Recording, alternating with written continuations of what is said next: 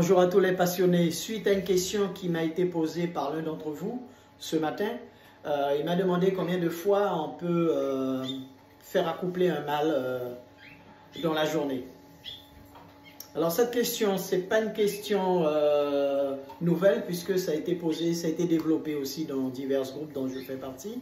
Et là, comme avec le TikTok, maintenant c'est un nouveau réseau que je viens de découvrir récemment et je partage d'où ces vidéos que je partage avec vous aujourd'hui. Cette question, tout simplement, un mâle, quand vous le mettez à la reproduction et que par exemple vous avez une femelle qui est prête, elle va se mettre en position, elle va casser comme on dit, et le mâle va venir la cocher. Parce que vous savez que les passereaux n'ont pas de sexe externe. Les gens qui disent ça, ils ne connaissent pas l'anatomie en fait. L'anatomie, je le développerai très bientôt. Je vais faire des petites vidéos au fur et à mesure. Ils ont des cloaques et en fait, les deux cloaques vont venir et ils vont se toucher en fait. Et quand ils vont se toucher, c'est là où le mâle va transférer les spermatozoïdes. Et on appelle ça le baiser cloacal. Il y a certains oiseaux qui ont un sexe externe, je crois que c'est des oies ou quelque chose comme ça, mais c'est très rare, c'est interne. Alors, un mâle, il a un certain nombre de spermatozoïdes que constitue son appareil génital. Et ça ne sert à rien de faire passer un mâle plusieurs fois sur une femelle si, avec de l'observation, il a bien coché, ça se fait en quelques secondes, hein, une fraction de seconde même, il transmet, alors écoutez bien, plusieurs millions de spermatozoïdes, plusieurs millions. Et en fonction des oiseaux, on a qui va de plusieurs millions à des centaines de millions de spermatozoïdes.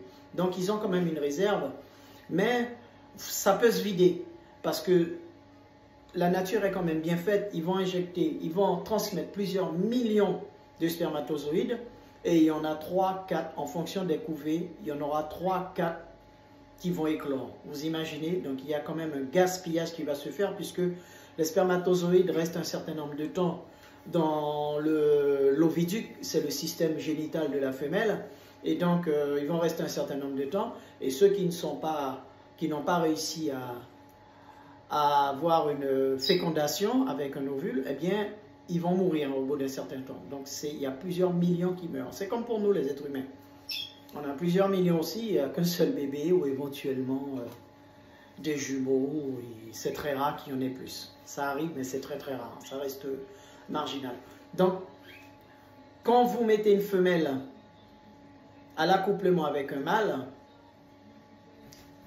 vous regardez, vous observez bien s'il a bien coché et c'est suffisant. Si éventuellement vous avez un doute au niveau du cochage, vous n'êtes pas sûr qu'il a bien pris. Parce que quand on observe, on voit s'il a bien pris ou pas. Et à partir de là, si vous n'êtes pas sûr, vous pouvez éventuellement le faire 2 fois. Mais l'idée reçue qui fait qu'on m'a posé ces questions, c'est qu'il y en a qui croient qu'en faisant aujourd'hui, demain, après-demain, après-demain, vous aurez plus de chance. Ça ne sert à rien. Pourquoi?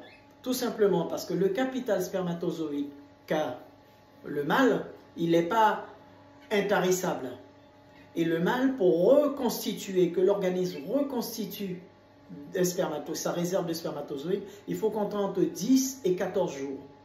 Donc quand vous l'avez vidé, vous pouvez après le faire s'accoupler avec une femelle qui casse, il va y aller, parce que c'est l'ardeur sexuelle, c'est comme ça, il va y aller seulement, il injectera uniquement du fluide neutre.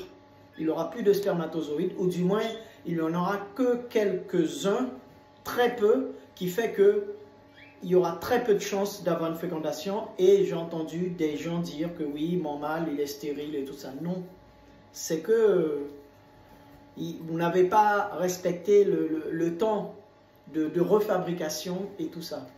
Donc ça c'est important à savoir. Donc pour préserver le capital spermatozoïde de vos mâles, une fois c'est suffisant. Après, il y a une petite technique.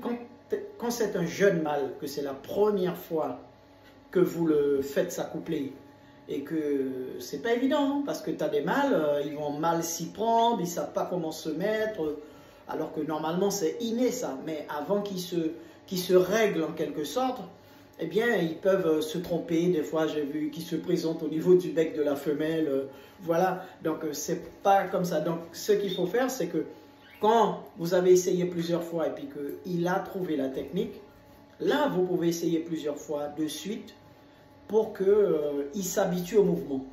Là, vous êtes en train de l'éduquer à l'accouplement. Et je vous ai fait une petite vidéo ce matin où, avec un mâle expérimenté, reproducteur, j'ai accouplé une femelle et j'ai mis 2 jeunes mâles à proximité pour qu'ils puissent s'éduquer en regardant. Et c'est comme ça qu'on les éduque en fait. Mais c'est pas la peine, je vous dis franchement, c'est pas la peine. J'entends qu'il y en a certains qui reproduisent leurs oiseaux, alors un jour, le lendemain, le surlendemain. Parce que, en fait, quand il y a le baiser cloacal, je vais essayer de vous acheminer le trajet du spermatozoïde. Je coupe, ça fait 6 minutes. Je le fais en 2 parties.